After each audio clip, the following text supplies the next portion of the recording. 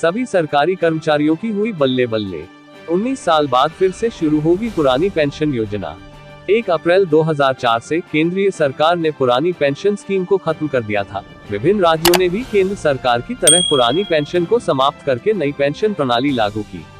कर्मचारी संगठन नई पेंशन का विरोध करते रहे हैं। राज्य कर्मचारी संयुक्त परिषद के अध्यक्ष जयंत तिवारी ने प्रधानमंत्री नरेंद्र मोदी को ईमेल आईडी पर एक ज्ञापन भेजते हुए पुरानी पेंशन के विकल्पों को खोलने की मांग की है।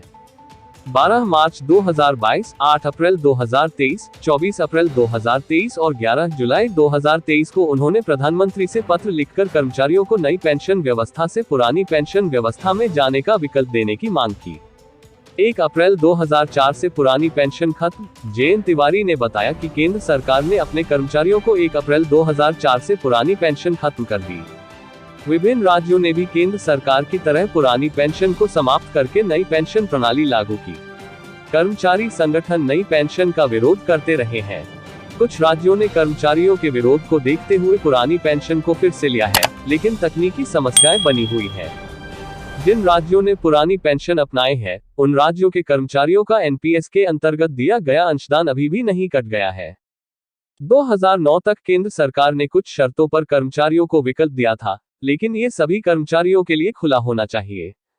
देश और राज्यों के कर्मचारियों को नई या पुरानी पेंशन योजना में से किसी एक में शामिल होने का अवसर मिलना चाहिए, जिस तरह से सरकार ने निजी क्षेत्र के कर्मचारियों को नई पेंशन योजना में शामिल होने का अवसर दिया है। केंद्रीय सरकार की समिति के विचार। 26 अगस्त को जयंत तिवारी ने मुख्यमंत्री योगी आदित्यनाथ से भी पुरानी पेंशन पर चर्चा की। मुख्यमंत्री ने कहा कि केंद्र सरकार ने पुरानी पेंशनों की बहाली के लिए एक समिति बनाई है। समिति की रिपोर्ट आने पर उचित कार्रवाई की जाएगी। प्राप्त जानकारी से पता चलता है कि केंद्र सरकार की समिति भी पुरानी पेंशन योजना को समर्थन देती है। ऐसी स्थिति में कर्मचारियों को नई पेंशन व्यवस्था में जबरिया नहीं रखा जा सकता। सरकार ने व्यापक रूप से नई पेंशन योजना शुरू की है। इसमें सरकारी और निजी कर्मचारियों दोनों की भागीदारी सुनिश्चित की गई है।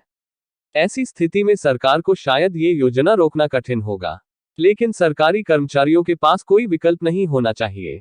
जयंत तिवारी ने कहा कि अगर देश और राज्यों के कर्मचारियों को नई पेंशन योजना से पुरानी पेंशन योजना में जाने का विकल्प नहीं दिया गया, तो सरकार को इसका भुगतान आने वाले 5 राज्यों और लोकसभा चुनाव में करना पड़ सकता है।